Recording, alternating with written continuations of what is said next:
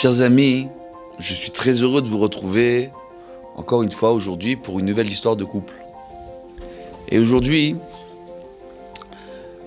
c'est pas un secret de savoir que, avec les années, après avoir reçu autant de couples et d'avoir essayé d'aider énormément de foyers, tout simplement à retrouver une paisibilité, un calme, une sérénité pour préserver le foyer, le mari, la femme, les enfants. Il faut savoir que chaque histoire me tient énormément à cœur. D'ailleurs, c'est le secret. Si ça ne vous tient pas à cœur, on ne peut pas réussir à passer des journées à écouter les différends des uns des autres, à recevoir des couples qui vont pas forcément bien, et arriver à les aider, à faire le tri dans leurs problèmes et à trouver des solutions à leurs problèmes.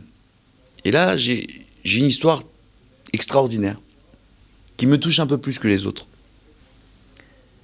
J'ai eu un couple qui est venu me voir où il y avait énormément de problèmes et énormément de colère entre le mari et la femme, de violences verbales, l'un comme l'autre, de violences verbales vis-à-vis des familles respectives. Et malheureusement, avec le temps, il y avait une telle animosité qui s'était même installée, une certaine vulgarité entre le mari, la femme et leurs familles respectives. Des propos utilisés, des termes employés. C'était assez compliqué. Et avec toutes ces tensions, ce couple avait du mal à avoir des enfants. Et de bouche à oreille, Baruch Hashem, ils sont arrivés chez moi. Quand je les ai reçus, ça fusait, ça criait dans tous les sens. Dieu bénisse. Il était quasiment impossible pour moi de parler, il était quasiment impossible pour eux de dialoguer, tellement ils criaient, tellement ils s'en voulaient, tellement ça n'allait pas. Et malgré cela, en discutant avec eux, en analysant réellement les problèmes,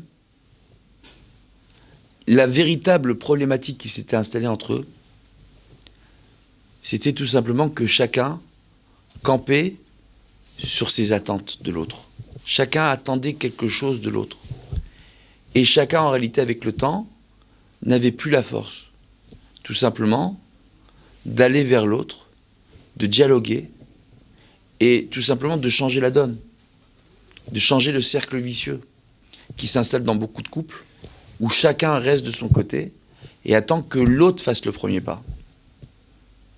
Parce qu'on attend un jour, on attend une semaine, on attend un mois, puis les mois passent vite, les années passent vite, le temps passe vite, les enfants grandissent dans une mauvaise ambiance, et là d'un seul coup, tout ce qui se passe à la maison devient chaotique, problématique.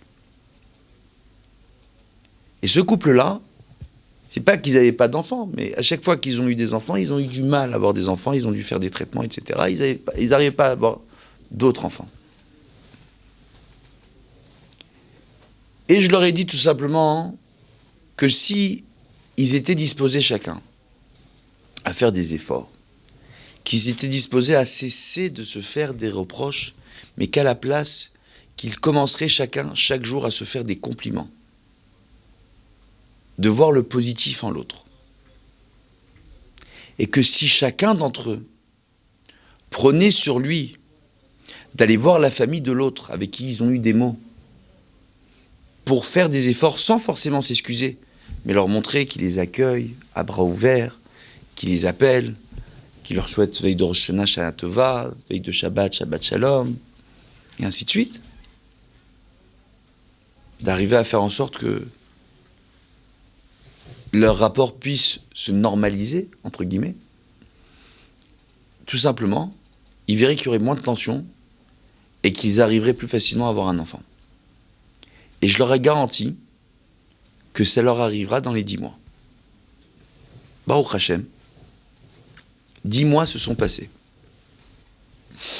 10 mois plus tard, on m'annonce, Baruch Hashem, 10 mois, un petit peu plus, mais à quelques jours près, on voit tout simplement qu'il m'annonce déjà qu'elle était enceinte, qu'elle a accouché, Baruch Hashem, et qu'il y a un heureux événement qui se prépare dans leur famille. Et là, d'un seul coup, les tensions s'en sont allées. Une des tensions qu'ils avaient, justement, c'est de devoir à chaque fois faire des traitements pour avoir des enfants. Qu'une des choses qu'ils auraient voulu et désiré, un point commun qu'ils avaient, c'est que tous les deux, ils souhaitaient avoir une famille avec de nombreux enfants. Que la vie a fait ce qu'il leur a fait, leur a soumis cette épreuve, qui était le fait qu'ils n'arrivaient pas, l'un comme l'autre, à avoir facilement des enfants. Et Baruch Hashem, à partir du moment où ils ont changé cette dynamique, où ils ont compris une chose que je répète sans cesse, que en réalité le secret du Shalom Bayit, le secret de la réussite d'un couple, c'est de ne pas chercher ce qui ne va pas chez l'autre. C'est de comprendre pourquoi l'autre ne va pas. Pourquoi l'autre n'est pas bien. En quoi moi je peux l'aider. Qu'est-ce que je fais moi qui fait que l'autre ne va pas bien. De montrer à l'autre qu'on est disposé soi-même de se remettre en question. Ça ne veut pas dire se taire. Ça ne veut pas dire se soumettre. Ça ne veut pas dire tout accepter. Ça veut dire tout simplement mettre en place un dialogue pour essayer de comprendre ce qui se passe dans la tête de l'autre.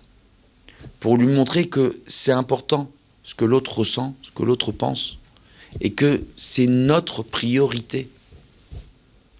Lorsqu'un mari rentre à la maison, et que la femme aussi rentre à la maison, et qu'au moment où ils se retrouvent tous les deux pour manger, s'ils vont manger leur repas en l'espace de quelques minutes, et puis ils vont vaquer chacun à leur occupation, il y a des lessives à lancer, il y a du linge à ranger, il y a des clients à rappeler, il y a des messages à vérifier.